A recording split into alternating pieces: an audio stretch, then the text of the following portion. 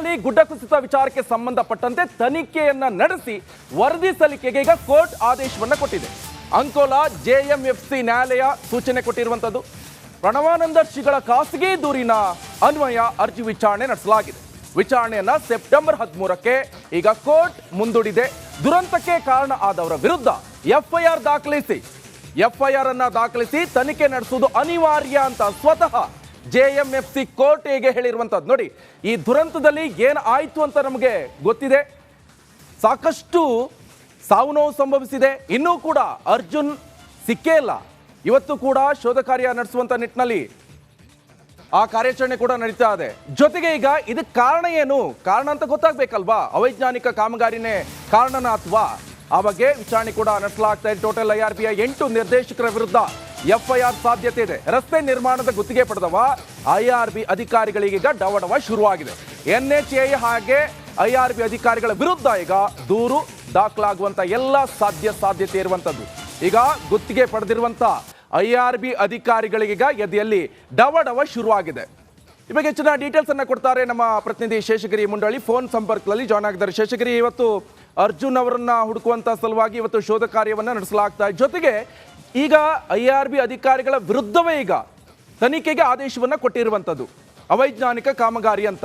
ಏನ್ ಡೀಟೇಲ್ಸ್ ಕೊಡ್ತೀರಾ, ಹಾಗೆ ಏನ್ ಅಪ್ಡೇಟ್ಸ್ ಲಭ್ಯವಾಗ್ತಾ ಇದೆ? ಹೌದು ನಿತೀಶ್, ಉತ್ತರ ಕನ್ನಡ ಜಿಲ್ಲೆಯ ರಾಷ್ಟ್ರೀಯ ಹೆದ್ದಾರಿ 66ರ ಸಂಬಂಧಪಟ್ಟಂತೆ ಈಗಾಗಲೇ ಕಾಮಗಾರಿ ಕಳೆದ 10 ವರ್ಷಗಳು ನಡೀತಿದೆ. ಆದ್ರೆ ಅವೈಜ್ಞಾನಿಕ ಕಾಮಗಾರಿ ಎಂದು ಆಗಾಗ ಸಾರ್ವಜನಿಕರು ದೂರ್ತಾ ಬಂದಿದ್ರು. ಅದರ ಬೆನ್ನಲ್ಲೇ ಕಳೆದ ಜುಲೈ 16ರಂದು ಶಿರೂರಿನಲ್ಲಿ ಸಂಭವಿಸಿದಂತ ಗುಡ್ಡ ಕುಸಿದ ಪ್ರಕರಣ 11 ಜನರ ಜೀವವನ್ನು ಕೂಡ ಕಳೆದುಕೊಂಡಿದೆ. ಹೀಗಾಗಿ ಸಂಬಂಧಪಟ್ಟವರು ಕೂಡ ಕುಟುಂಬದವರು ಕೂಡ ಆಕ್ರಂದನ ಮುಗಿಲು ಮುಟ್ಟಿದೆ. ಇದಕ್ಕೆ ಸಂಬಂಧಪಟ್ಟಂತೆ ರಾಷ್ಟ್ರೀಯ ಈಡಿಗ ಮಹಾಮಂಡಳಿಯ ಅಧ್ಯಕ್ಷರಾದಂತಹ ಪ್ರಣವಾನಂದ ಸ್ವಾಮೀಜಿ ಕೂಡ ಈ ಪ್ರಕರಣಕ್ಕೆ ಸಂಬಂಧಪಟ್ಟಂತೆ ಅಂಕೋಲಾ ಜೆಎಂಸಿ ನ್ಯಾಯಾಲಯದಲ್ಲಿ ಪ್ರಕರಣವನ್ನು ದಾಖಲಿಸಿದ್ರು. ಅವರ ಪ್ರಕರಣವನ್ನ ಆಲಿಸಿದಂತಹ ನ್ಯಾಯಾಧೀಶರು ಈಗಾಗಲೇ ಸಂಬಂಧಪಟ್ಟ IRB ಕಂಪನಿಯ 8 ನಿರ್ದೇಶಕರ ವಿರುದ್ಧ ಎಫ್ಐಆರ್ ಅನ್ನು ದಾಖಲಿಸುವಂತೆ ಸಂಬಂಧಪಟ್ಟ ಪೊಲೀಸರಿಗೆ ಸೂಚನೆ ನೀಡಿದೆ. ಅದರ ಜೊತೆಗೆ ರಾಷ್ಟ್ರೀಯ ಹೆದ್ದಾರಿ ಅಧಿಕಾರಿಗಳ ವಿರುದ್ಧವೂ ಕೂಡ ಪ್ರಕರಣ ದಾಖಲಿಸುವಂತೆ ತಮ್ಮ ಆದೇಶದಲ್ಲಿ ತಿಳಿಸಿರುವಂತದ್ದು. ಮತ್ತೆ ಇವತ್ತು ವಿಚಾರಣೆ ಸಂದರ್ಭದಲ್ಲಿ ಈ ಮುಂದಿನ ವಿಚಾರಣೆಯನ್ನು ಸೆಪ್ಟೆಂಬರ್ 13ಕ್ಕೆ ಕೋರ್ಟ್ ಕೂಡ ಮುಂದಿಡಿರುವಂತದ್ದು. ಈ ನಡುವೆ ಅಂಕೋಲದ ಶಿರೂರಿನ ಗುಡ್ಡ ಕುಸಿತದ ಘಟನೆಯ ಮಾರನೇ ದಿನವೇ ಸ್ಥಳೀಯರಾದಂತ ಪುರುಷೋತ್ತಮ್ ನಾಯ್ಕ ಎಂಬುವರು ಕೂಡ ಅಂಕೋಲಾ ಪೊಲೀಸ್ ಠಾಣೆಯಲ್ಲಿ ಪ್ರಪ್ರಥಮ ಬಾರಿಗೆ ದೂರನ್ನ ದಾಖಲಿಸಿದ್ರು. ಅದರ ಬೆನ್ನಲ್ಲೇ ಪ್ರಣವಾನಂದ ಸ್ವಾಮಿಗಳು ದೂರು ದಾಖಲು ಮಾಡಿದ್ರಿಂದ ಮತ್ತು ನ್ಯಾಯಾಲಯ ಪ್ರಕರಣ ಎತ್ಕೊಂಡಿರೋದ್ರಿಂದ ಒಟ್ಟು 8 ನಿರ್ದೇಶಕರ ಮೇಲೆ ದೂರು ದಾಖಲಾಗಿದೆ. ಹೀಗಾಗಿ ಇದಕ್ಕೆ ಸಂಬಂಧಪಟ್ಟಂತೆ ಅಂದ್ರೆ IRB ಕಂಪನಿಯ PD ಅಂದ್ರೆ ಪ್ರಾಜೆಕ್ಟ್ ಡೈರೆಕ್ಟರ್ ಅವರು ಕೂಡ ಈ ವಿಚಾರಣೆಯನ್ನು ಈಗಾಗಲೇ ಕೋರ್ಟ್ ಇಂದ ಪಡೆದುಕೊಂಡಿದ್ದಾರೆ. ಒಟ್ಟಲ್ಲಿ ಪ್ರಕರಣ ಇದು ಪ್ರಪ್ರಥಮ ಬಾರಿಗೆ ರಾಷ್ಟ್ರೀಯ ಹೆದ್ದಾರಿ ಚತುಷ್ಪಥ ಕಾಮಗಾರಿ ಆರಂಭವಾದ ಬಳಿಕ ಇದು ಪ್ರಪ್ರಥಮ ದೂರ ಅಂತಾನೆ. ಮುಂದಿನ ದಿನಗಳಲ್ಲಿ ಮತ್ತೆ ಯಾರೆಲ್ಲ ದೂರು ದಾಖಲು ಮಾಡ್ತಾರೆ ಮತ್ತು ಇದಕ್ಕೆ ಸಂಬಂಧಪಟ್ಟಂತೆ ಮತ್ತೆ IRB ಕಂಪನಿಯವರು NHAI ಅಧಿಕಾರಿಗಳು ಕೂಡ ಯಾವ ರೀತಿಯಾಗಿ ಪ್ರಕರಣವನ್ನು ಎದುರಿಸ್ತಾರೆ ಮುಂದಿನ ದಿನಗಳಿಂದ ಕಾದು ನೋಡಬೇಕಾಗಿದೆ. ಥ್ಯಾಂಕ್ ಯು ಶೇಷಗಿರಿ ನಿಮ್ಮೆಲ್ಲ ಮಾಹಿತಿಗೆ.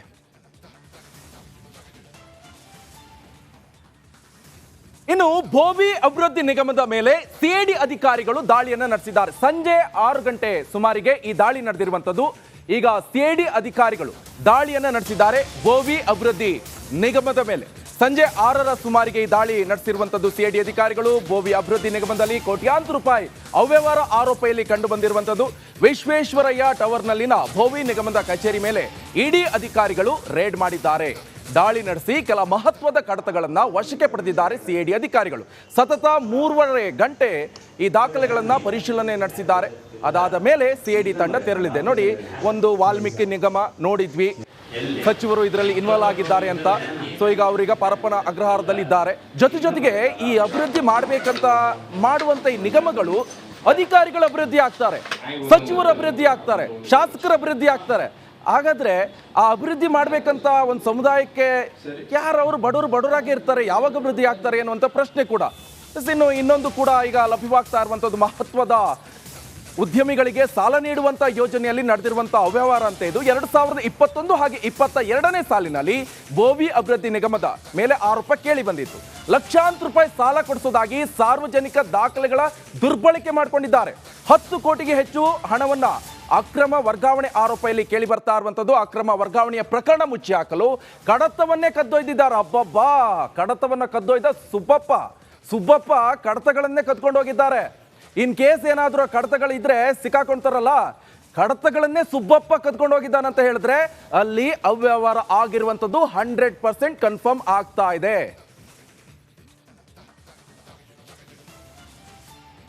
ಆಘಾತಕಾರಿ ವಿಷಯ ಏನಪ್ಪಾ ಅಂತ ಹೇಳಿದ್ರೆ, ನಮ್ಮ ರಾಜ್ಯದಲ್ಲಿ ಈ ಡ್ರಗ್ಸ್ ಮಾಫಿಯಾ ಎಗ್ಗಿಲ್ಲದೆ ನಡೀತಾ ಇದೆ. ಇದೇ ಡ್ರಗ್ ಮಾಫಿಯಾ ವಿರುದ್ಧ ನಿಮ್ಮ ರಿಪಬ್ಲಿಕ್ ಕನ್ನಡ ಸಮರ ಸಾರಿದ್ದು. ರಾಜಧಾನಿ ಬೆಂಗಳೂರಲ್ಲಿ ಗಾಂಜಾ ದಂಧೆ ಹೇಗೆ ಹರಡ್ತಾ ಇದೆ ಎಂಬುದನ್ನ ನಟ ದುನಿಯಾ ವಿಜಯ್ ಬಿಚ್ಚಿಟ್ಟಿದ್ದಾರೆ. ಹಾಗಾದ್ರೆ ಏನ್ ಹೇಳಿದ್ದಾರೆ ಬನ್ನಿ ನೋಡ್ಕೊಂಡು ಬರೋಣ. ಒಂದು ದೃಶ್ಯ ತೋರಿಸ್ತೀನಿ. ಇದು ನಾವೇ ಮಾಡಿಕೊಂಡಂತ ತಪ್ಪು. ಒಂದು ದೃಶ್ಯ, ಧೈರ್ಯ ಇದ್ರೆ, ದಮ್ಮಿದ್ರೆ ಈ ದೃಶ್ಯವನ್ನ ಸರ್ಕಾರ ನೋಡಬೇಕು, ಮನೆಯವರು ಕೂಡ ನೋಡಬೇಕು.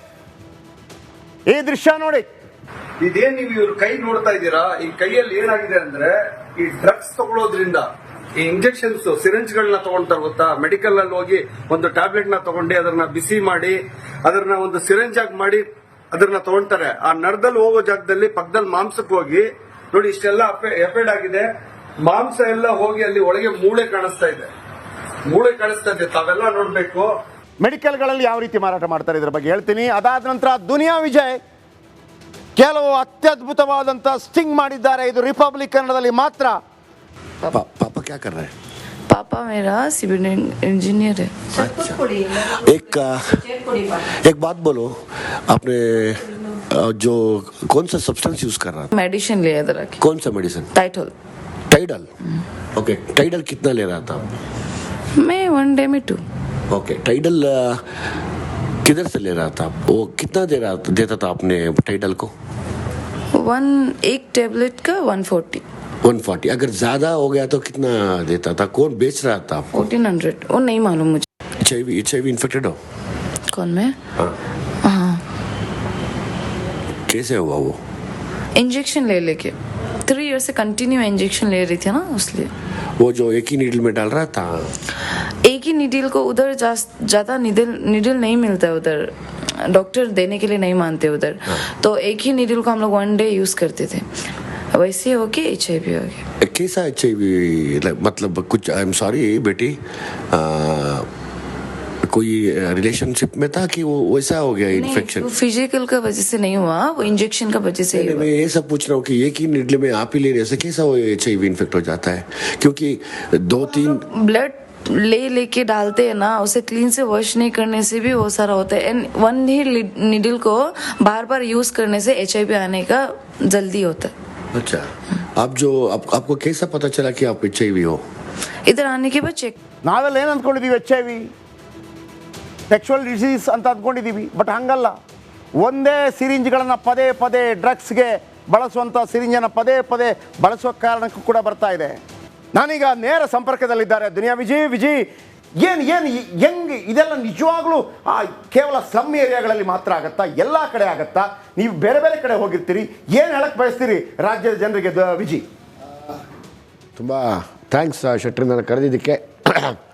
ಇವತ್ತೇನು ನಾನು ಭೀಮಾ ಸಿನಿಮಾ ಮಾಡಿದ್ದೀನಿ, ಅದು ಮಾಡೋಕ್ಕೆ ಮುಂಚೆ ನಾನು ಹುಡುಕಿದಂಥ ಸಬ್ಜೆಕ್ಟ್ನಲ್ಲಿ ನನಗೆ ಕಾಣಿಸಿದಂಥ ಅಷ್ಟು ಅನಾಹುತಗಳಿವೆಲ್ಲವನ್ನು ಇನ್ನೂ ಒಂದಷ್ಟು ಮಾಹಿತಿ ಇಟ್ಟಿದ್ದೀನಿ. ಇವತ್ತು ಲೇಟೆಸ್ಟಾಗಿ ಹೈಸ್ಕೂಲ್ ಮಕ್ಕಳು, ಕಾಲೇಜ್ ಮಕ್ಕಳು ಮತ್ತು VIP ಮಕ್ಕಳು, ಸೆಲೆಬ್ರಿಟಿ ಮಕ್ಕಳು ಎಲ್ಲರೂ ಸೇರಿ ತಗೋತಾ ಇರೋಂಥ ವೆರಿ ಕಡಿಮೆ ಬೆಲೆಗೆ ಸಿಗುವಂಥ ಒಂದು ಮಾತ್ರೆ ಆಲ್ರೆಡಿ ಎಲ್ರಿಗೂ ಸಿನಿಮಾಲ್ಲೂ ಕೂಡ ಹೇಳಿದ್ದೀನಿ. ಟೈಡಲ್ ಅನ್ನೋ ಒಂದು ಮಾತ್ರೆ, ಇದು ಕ್ಯಾನ್ಸರ್ ಪೇಷಂಟ್ಸ್ಗೆ ಕೊಡುವಂಥ ಮಾತ್ರೆ. ಹೈಸ್ಕೂಲ್ ಮಕ್ಕಳೇ ಶುರು ಮಾಡಿದ್ದಾರೆ, 13 ಇಂದ 14 ವರ್ಷದ ಮಕ್ಕಳೀಗ ಶುರು ಮಾಡಿದ್ದಾರೆ.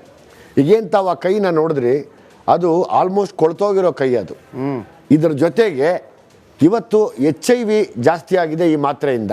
ಅಂದರೆ ಈಗ 5 ಜನ ಹುಡುಗರು ಸೇರಿಕೊಂಡು ಮಾತ್ರೆಗೆ ದುಡ್ಡನ್ನ ಏನು 20 ರೂಪಾಯಿ 30 ರೂಪಾಯಿ ಮಾತ್ರೆಗೆ 2,500 3,000 ಕೊಟ್ಟು ಯಾರೋ ದಳ್ಳಾಳಿ ಈ ಥರ ತೊಗೊಂಡು ಬಂದಮೇಲೆ ಅವ್ರಿಗೆ ಸಿರಿಂಜ್ ತೊಗೊಳಕ್ಕೆ ಕಷ್ಟ ಆಗುತ್ತೆ. ಆ ಒಂದು ಸಿರಿಂಜಿನ ಉದಾಹರಣೆಗೆ 6 ಮಾತ್ರೆ ಇದ್ದರೆ ಇದರಲ್ಲಿ ಒಂದು 5 ಜನ ಒಂದೇ ಸಿರಿಂಜಲ್ಲಿ ತೊಗೋತಾರೆ. ಈ ಥರ ಸ್ಪ್ರೆಡ್ ಆಗಿರೋದು ಮಕ್ಕಳಲ್ಲಿ HIV ಶುರುವಾಗಿದೆ, ಹೆಣ್ಣು ಮಕ್ಕಳಿಗೆ HIV ಶುರುವಾಗಿದೆ. ನನ್ನ ನೇರ ಪ್ರಶ್ನೆ ಮತ್ತು ಒಂದು ಬೇಡಿಕೆ ಏನು ಅಂದರೆ, ತಾವೆಲ್ಲರೂ ಸೇರಿ ನನ್ನ ಜೊತೆ ಕೈಗೆ ಜೋಡಿಸಿ ನಮ್ಮ ಕೈಲಿ ಆದಷ್ಟು ಈ ಮಾಫಿಯಾನ ಹಿಡಿದು ನಾವು ಹೊರಗಡೆ ಹಾಕದೆ ಹೋದರೆ ನಮಗೆ ಇನ್ನು 5 ವರ್ಷದಲ್ಲಿ ಮಿನಿಮಮ್ 40-50% ಮಕ್ಕಳಿಗೆ HIV ಆಗಿ ತೀರೋಗ್ತಾರೆ. ನನಗೆ ಅದು ತುಂಬ ನೋವಿದೆ. ನಾನು ಯಾವಾಗಲೂ ಪ್ರಶ್ನೆ ಅದೇ ಕೇಳ್ತೀನಿ, ಇದ್ರ ಹುಡುಕಾಟ ಮಾಡಿದಾಗ ಯಾವ್ಯಾವ ಏರಿಯಲ್ಲಿ ಮಾರ್ತಾ ಇದ್ದಾರೆ ಅಂತ ನನಗೆ ಗೊತ್ತು, ಪೆಡ್ಲರ್ಗಳು ಯಾರು ಅಂತಲೂ ನನಗೆ ಗೊತ್ತು. ನನಗೆ ಒಂದೇ ಆಶ್ಚರ್ಯ ಆಗಿದ್ದು, ಸ್ಟೇಷನ್ಗೆ ಇನ್ಫಾರ್ಮೇಷನ್ ಇದೆಯೋ ಇಲ್ವೋ, ಅಥವಾ ಇದ್ರೂ ಮಾಡ್ತಾ ಇಲ್ವೋ, ಅಥವಾ ಹಿಂದೆಗಡೆ ಆ ಏರಿಯಾದ ಕಾರ್ಪೊರೇಟರ್ಗಳು ಏನು ಮಾಡ್ತಾ ಇದ್ದಾರೆ, ಆ ಏರಿಯಾಗಳ ಕಾರ್ಪೊರೇಟ್ರಿಗೆ ಯಾಕೆ ಅದ್ಯಾಕೆ ಅವ್ರ ಕಿವಿಗೆ ಬಿದ್ದಿಲ್ಲ. ಯಾಕೆಂದರೆ ಯಾವಾಗಲೂ ಅದು ಪಕ್ಷ ಯಾವುದೇ ಆಗಲಿ, ನಾನು ಯಾವ ಪಕ್ಷಕ್ಕೂ ಈ ವಿಷಯದಲ್ಲಿ ಸಪೋರ್ಟ್ ಮಾಡಲ್ಲ. ಪಕ್ಷ ಯಾವುದೇ ಆಗಲಿ, ಇಲ್ಲಿ ಮಕ್ಕಳ ಜೀವನ, ಇಲ್ಲಿ ಪಕ್ಷ ಯಾವುದೇ ಆಗಿರಲಿ, ಪರ ಆಗಲಿ ವಿರೋಧ ಆಗಲಿ, ನಿಮ್ಮ ಕಿವಿಗೆ ಬಿದ್ದಾಗ ನೀವು ಯಾರೂ ಆ್ಯಕ್ಷನ್ ತೊಗೋತಾ ಇಲ್ಲ. ಹಿಂಗಾಗಿ ಕಾರ್ಪೊರೇಟ್ರ್ಗಳಲ್ಲಿ ನನ್ನ ನೇರ ಬೇಡಿಕೆ ಇದೆ, ಮತ್ತು ನೇರ ನಿಮಗೋಸ್ಕರ ನಾನು ಕೇಳ್ತಾ ಇದ್ದೀನಿ, ನಿಮ್ಮ ಏರಿಯಾ ಮಕ್ಕಳುಗಳನ್ನ ಕಾಪಾಡ್ಕೊಳ್ಳೋದು ನಿಮ್ಮ ಜವಾಬ್ದಾರಿ. ಯಾಕೆಂದರೆ ನಿಮಗೆ ಗೊತ್ತಿಲ್ಲದಿರೋ ಸ್ಟೇಷನ್ ಇರಲ್ಲ, ಸ್ಟೇಷನಲ್ಲಿ ಬರುವಂಥ ಯಾರೇ ಅಧಿಕಾರಿ ಆಗಿರಲಿ ಅದು ನಿಮ್ಮಗಳ ಜೊತೆಯಲ್ಲಿ ಅವರು ನಿಂತಿರ್ತಾರೆ ಯಾವಾಗಲೂ ಆ ಕ್ಷೇತ್ರದ ಸೇವೆ ಮಾಡೋಕ್ಕೆ ಅಧಿಕಾರಿಗಳು. ಅವರ ಗಮನಕ್ಕೆ ಬಂದು ಕೂಡ ಇದು ತೇಲೆ ಹೋಗಿದೆ ಅನ್ನೋ ಮಾಹಿತಿ ಎಲ್ಲ ಕಡೆ ಓಡಾಡ್ತಾ ಇದೆ. ಆದರೆ ಇವತ್ತು ಕರ್ನಾಟಕದಲ್ಲಿ ಕ್ಯಾನ್ಸರ್ಗಿನ್ನ ಅತಿ ಹೆಚ್ಚು ಹಬ್ಬಿರುವಂಥ ಒಂದು ಕಾಯಿಲೆ ಈ ಟೈಡಲ್ ಅನ್ನೋ ಮಾತ್ರೆ. ಈ ಟೈಡಲ್ ಮಾತ್ರೆ ತೊಗೊಂಡು ಹಾಳಾಗಿ ಹೋಗಲಿ, ಮಕ್ಕಳಿಗೆ HIV ಬರ್ತಾ ಇದೆ, ಅದಕ್ಕೆ ಯಾರು ಹೊಣೆ ಅಂತ ನಾನು ಕೇಳ್ತಾ ಇದ್ದೀನಿ.